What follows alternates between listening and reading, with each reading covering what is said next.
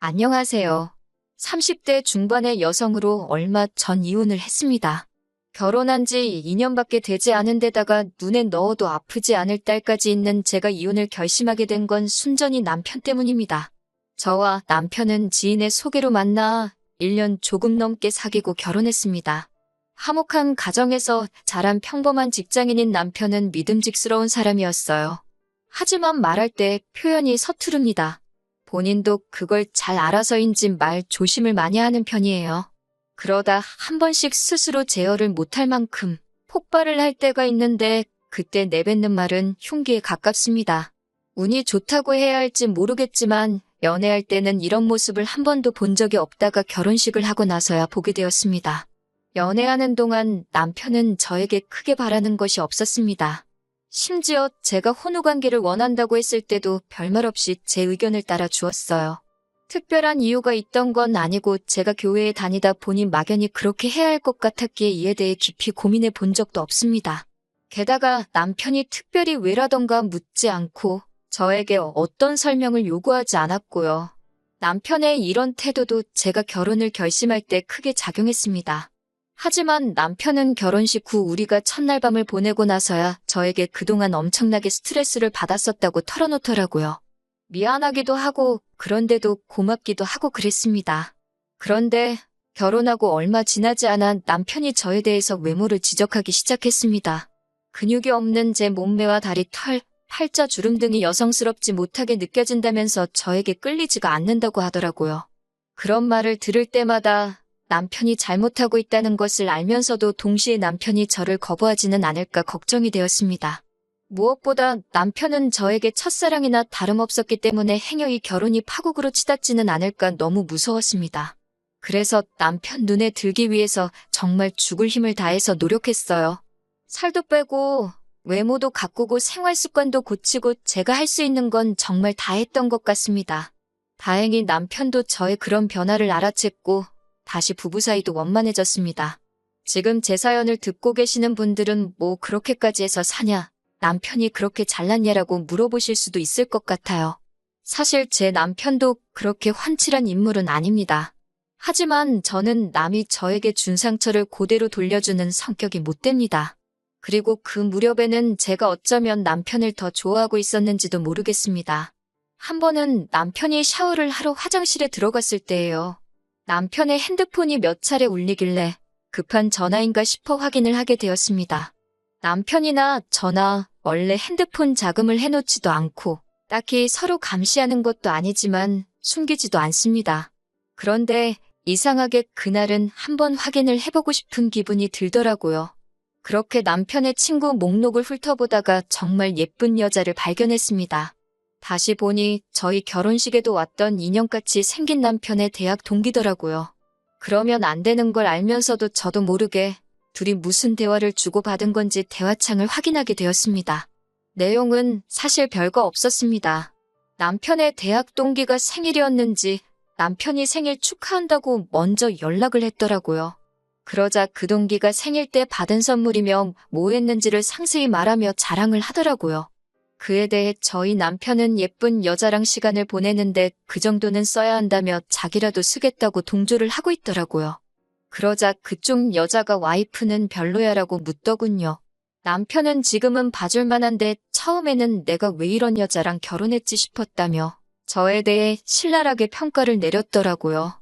차라리 저한테 대놓고 불만을 토로하는 것도 아니고 같은 여자한테 저를 그런 식으로 말했다는 게 분하고 자존심이 너무 상했습니다. 그래도 남편한테는 몰래 핸드폰 봤다는 티는 내고 싶지 않아서 어떻게든 평정을 되찾으려고 했는데 결국 화가 눈물로 표출되고 말았습니다. 순간 화장실에서 나오던 남편도 저의 그런 모습을 보게 되었고요. 제 손에 자기 핸드폰이 들려있는 걸 보고는 남편도 상황 파악을 했는지 뭘 봤건 오해라며 미안하다고 몇 번을 사과했습니다. 남편이 그런다고 바로 기분이 풀리지는 않았지만 그래도 이혼까지 생각하지는 않았어요. 저를 또 화나게 했던 건 남편이 제 친척들 상대로 외모 평가를 하더라고요. 저도 처음에는 그러는지 몰랐다가 남편이 시어머니랑 주고받은 문자를 보고 알게 되었습니다.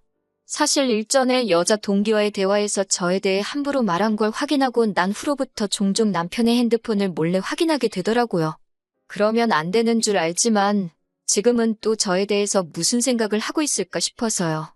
그러다 낯익은 사진을 보게 되었는데 저희 결혼식 때 찍었던 친척들 사진이더라고요. 그 사진을 가지고 시어머니와 남편이 누구 닮지 않았냐 그런 대화를 주고받았더라고요. 그런데 그 비교 대상이 들었을 때 딱히 기분 좋을 만한 사람이 아니었습니다. 못생겼다 이런 적나라한 표현만 없었지 완전 비하하는 내용이더라고요. 물론 저희 친척들이 다 미남미녀는 아니고 남편이 말한 그 사람을 실제로 닮은 경우도 있었지만 그걸 남편과 시어머니가 둘이서 히히덕거리면서 이야기를 했다는 게 너무 모욕적이고 화가 나더라고요. 당장이라도 남편에게 따지고 들고 싶었지만 그러려면 핸드폰을 몰래 봤다는 걸 또 이야기해야 되기에 꾹 눌러 참았습니다. 없는 데선 나라님도 욕한다잖아요. 그나마 다행이었던 건 그 이후로도 몇 번 남편 폰을 살폈는데 그때를 마지막으로 저나 저희 가족의 생김새에 대해서 왈가왈부하는 건 없었습니다. 그래서 정신 좀 차렸나 보다 생각했고요. 그리고 얼마 지나지 않아 저는 임신을 했습니다.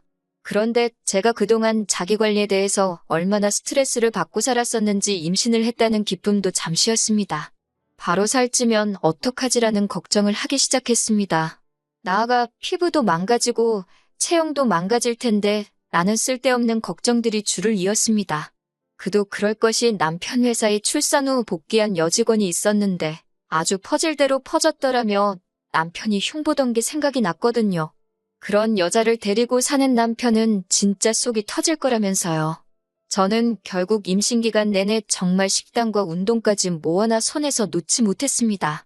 주변 사람들은 저더러 무슨 연예인이냐고 출산하자마자 어디 복귀작 찍으러 가냐며 농담을 했지만 다들 제 속사정을 몰라서 그런 거였지요. 제가 이렇게까지 노력을 하면서 남편을 놓지 않으려고 한 건 사실 친정부모님과 제가 사이가 좋지 않았기 때문입니다. 이혼을 하게 되면 제가 돌아갈 곳이 없었거든요. 친정아버지는 늘 밖으로 도는 분이셨습니다. 여자 문제로 늘 친정어머니를 힘들게 하셨어요. 그럼에도 불구하고 친정아버지가 경제권을 전부 쥐고 계셨기 때문에 친정어머니는 이혼을 꿈도 꾸지 못하셨습니다. 어떻게든 자식 잘 키워보겠다고 화병이 생기도록 참고 사셨습니다. 저도 그런 친정어머니의 희생을 잘 알고 있었기 때문에 늘 감사하는 마음으로 살았고요. 하지만 그나마도 친정어머니의 기대를 한몸에 봤던 언니가 친정부모님 마음에 안 드는 남자와 결혼을 하면서 그 불똥이 저에게 튀었습니다. 친정어머니는 그 이후로 이유가 어찌됐거든 조금이라도 기분이 나쁘면 저에게 화를 내고 상처를 주셨습니다. 심지어 친정아버지가 밖으로 도는 것도 제 탓을 하셨습니다. 제가 한마디라도 덧붙이면 그따위로 생겨먹은 게 문제라며 저를 비난하시는 것도 일쑤였어요. 물론 지금도 친정부모님과 왕래도 하고 그럭저럭 지내고는 있습니다. 하지만 상황이 그렇다 보니 저는 결혼 생활에서 오는 외로움과 남편의 부당한 대우 그 어느 것 하나도 마음 편히 털어놓을 곳이 없었습니다. 당연히 이혼은 차마 생각조차 할 수 없었고요. 그럼에도 불구하고 결국 아이까지 낳은 이 마당에 이혼을 결심하게 된 건 바로 산후조리원에서 남편의 더러운 민낯을 보게 되었기 때문입니다. 건강한 딸을 출산 후 산후조리원에 약 2주간 입원을 하게 되었어요. 그러다 하루는 낮잠을 자다 뭔가 쑥덕이는 소리에 잠에서 깼는데 남편이 누군가랑 통화를 하고 있더라고요. 더 자고 싶은데 귀에 거슬려서 한마디 하려다가 금방 끊겠지 싶어서 그냥 눈을 감고 있었어요. 그런데 오히려 남편의 목소리가 귀에 쏙쏙 들어오더라고요. 남편은 전화 상대에게 지금 산후조리원에서 한 20명 정도를 봤는데 봐줄 만한 여자는 한둘밖에 없더라며 낄낄거리고 있더라고요. 이어서 한다는 말이 우리 집 사람도 뭐 똑같지 못 봐줘 얼굴이 완전 썩었어라는 거예요. 저는 충격에 온몸이 부들부들 떨렸습니다. 제가 지금 괜히 이렇게 된 게 아니고 자기 딸 낳느라 고생해서 이런 건데 남한테 저를 그런 식으로 묘사할 거라고는 상상도 못했으니까요. 그때 남편이 전화를 끊으면서 저를 돌아보다 저와 눈이 마주쳤습니다. 남편은 제가 어디서부터 들은 건지 확인이라도 하려는 듯 제 눈치를 보더군요. 제 어디가 썩었냐고 물으니 그게 무슨 소리냐며 잘못 들은 거라고 저더러 미쳤냐고 그러더라고요. 그러면서 저에게 몸이 안 좋으니까 신경이 많이 예민해져서 헛소리를 들은 거라고 자기가 언제 그런 말을 했냐며 정색을 했습니다. 너무 뻔뻔하게 나오니까 순간 저도 제가 잘못 들었나 싶었어요. 하지만 저는 정상이었습니다. 며칠 뒤 산후조리원을 나와 집으로 오게 되었습니다.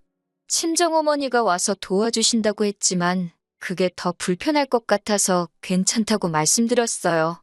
그렇게 하루에 몇 시간씩 와주시는 이모님을 부르고 집에서 아기를 돌보기 시작했습니다. 그리고 며칠 뒤 남편이 회식에 있다더니 술에 잔뜩 취해서 집에 들어왔어요. 그러더니 남편은 자는 아기를 붙들고는 이렇게 생겨서 앞으로 어떻게 사냐며 엉엉 우는 거예요. 저는 일단 씻지도 않은 술 취한 인간이 신생아를 붙들고 그러는 것도 짜증났고 덕분에 애도 깨서 울고 여러모로 열이 받더라고요. 그런 와중에 그딴 소리를 하니까 황당해서 지금 애한테 뭐라고 하는 거냐고 따졌습니다. 그러자 남편은 혀꼬인 소리로 제 생긴 걸 보라며 솔직히 저게 뭐냐고 그러는 거예요. 고슴도치도 제 새끼는 예쁘다는 말 저도 알아요. 하지만 저에겐 그 누구보다 천사 같고 예쁜 딸인데 친아빠란 사람이 그딴 소리를 하니 정말 욕이 절로 나오더군요. 하지만 남편은 그 정도에서 멈추지를 못하고 쌍꺼풀은 얼마, 코는 얼마 그러면서 걱정 말라고 아빠가 돈 벌어서 싹 다 고쳐주겠다며 헛소리를 해댔습니다. 급기야 저한테 너는 왜 그따위로 생겨서 딸을 낳고 그러냐고 정말 할 말 못할 말 가리지 못하고 다 해대더군요. 그런데 저희 딸 남편하고 판박이로 닮았거든요. 심지어 시부모님도 남편 어렸을 때랑 똑같이 생겼다며 연신 신기하다고 몇 번을 그러셨고 친정어머니는 서운할 만큼 하나도 닮은 게 없다며 속상해하셨는데 정작 당사자인 남편이 저러니 헛웃음이 다 나왔습니다. 이튿날 술에서 깬 남편에게 어젯밤에 찍은 동영상을 보여주면서 이게 아빠라는 인간이 세상에 나온 지 얼마 되지도 않은 딸한테 할 소리냐고 들이밀었어요. 그러자 남편은 어이가 없다는 듯 동영상을 보더니 저한테 우리 솔직해지자고 그러는 거예요. 자기는 솔직히 자기 딸이지만 유모차에 태우고 나갈 자신도 없다고 너무 못생겼대요. 딸 얼굴만 보면 가슴이 답답하고 속이 상한다는 거예요. 제가 어떻게 애 아빠가 자식을 부끄러워할 수가 있냐고. 그러자 어차피 애가 듣는 것도 아닌데 자기 속마음 말도 못하냐면서 저더러 넌 자식한테 미안하지도 않냐고 그러더라고요. 뭐가 잘못인 줄도 모르고 계속해서 실언을 하는 남편을 보고 있자니 비로소 정신이 들었습니다. 남편의 사고방식은 완전히 썩어빠져서 재활용도 못할 쓰레기라는 거려. 이런 인간 밑에서 내 딸을 크게 했다가는 자존감, 자신감 다 잃고 자랄지도 모른다는 두려움이 들었습니다. 저는 더 이상 이런 인간과 가정을 이룰 수는 없겠다는 확신이 들었기에 그동안 가슴속에 품고 살았던 말을 다 내뱉었습니다. 당신은 뭐 볼거 있는 줄 아냐고. 배만 불뚝 나와서 다리는 새처럼 가는 주제에 누가 누굴 평가하냐고? 그러자 지금 말 다 했냐며 한 대 칠 기세더라고요. 제가 그래 한 대 치라고 합의금이나 받아서 그 돈으로 성형이나 하게라며 막 들이대니 남편이 오히려 주춤하더라고요. 그리고 저는 친정언니에게 전화를 걸었습니다. 그래도 막상 상황이 이렇게 되니 생각나는 건 친정밖에 없더라고요. 언니는 그동안 무소식이 희소식이라 생각했는데 제가 연락을 해와서 놀랐다며 지금 바로 온다고 했습니다. 언니가 오는지도 모르고 남편은 계속 제 외모를 비하하면서 저와 실갱이를 하고 있었습니다. 저는 행여 남편이 애한테 해코치를 할까봐 하고 싶은 말도 못하고 언니만 기다리고 있었어요. 다행히 언니가 형부랑 같이 왔습니다. 막상 형부를 보자 남편은 쫄았는지 한마디도 못하고 있더라고요. 참고로 저희 형부는 키가 190에 몸도 좋고 왕년에 운동을 하던 사람이거든요. 형부가 남편을 손가락으로 밀치면서 남자가 몸이 이게 뭐냐고 관리 좀 하라고 해는 네가 낫냐고 툭툭 시비를 거는데 남편이 찍소리도 못하고 있었습니다. 너무 고소했습니다. 남편은 결국 A씨를 내뱉고는 잠바 하나 손에 들고 집에서 나가버렸습니다. 저는 그제서야 다리 힘이 풀렸고 언니에게 그동안 있었던 이야기를 털어놓았습니다. 그러자 언니가 그런 자식을 가만두냐면서 어디론가 전화를 걸더라고요. 변호사인 지인에게 물어보니 막말도 이혼 사유가 될 수 있다면서 제가 원하면 한번 싸워보자고 했습니다. 그렇게 저는 결국 이혼 소장을 남편에게 보냈고 장장 10개월의 싸움 끝에 제가 이기게 되었습니다. 저는 다달이 받는 양육비 대신 지금 살고 있는 빌라를 달라고 했고 시부모님은 한 달에 한 번씩 손녀를 보여주는 조건으로 빌라를 주신다 하셨습니다. 아들 자식 교육을 똑바로 못 시켜서 미안하다고 사과는 하시더라고요. 그리고 더 어이가 없었던 건 제 남편이 그나마 성형을 한 얼굴이었더군요. 어쩐지 친구도 한 명도 없고 과거 사진도 안 보여주더라니 그제서야 납득이 되었습니다. 차라리 처음부터 남편이 자기가 왜 외모에 집착하는지 저에게 말해주었더라면 저희 관계는 달랐을까요? 이혼 후 저에게는 많은 변화가 있었습니다. 이혼 소송이 시작되면서 저는 정신과 치료를 받았고 그 덕분에 친정어머니와의 관계에도 변화가 생겼습니다. 또 늦게나마 친정어머니도 친정아버지와 이혼을 하셨어요. 그 이후로는 지금은 저와 함께 살고 계십니다. 제가 친정언니가 운영하는 회사로 출근을 하면 손녀를 돌봐주고 계세요. 이렇게 다들 각자의 방법으로 자유를 찾고 치유가 되어가고 있습니다. 시부모님의 말씀에 의하면 남편은 지금 이혼을 후회하고 있다고 하지만 딱히 신뢰는 가지 않습니다. 아마 더 멋져진 제 모습을 보고 후회하는 거겠지요. 다음에 저에게 또 사랑할 수 있는 기회가 있다면 그때는 정말 제 외모가 아닌 내면을 봐주는 사람이었으면 좋겠네요.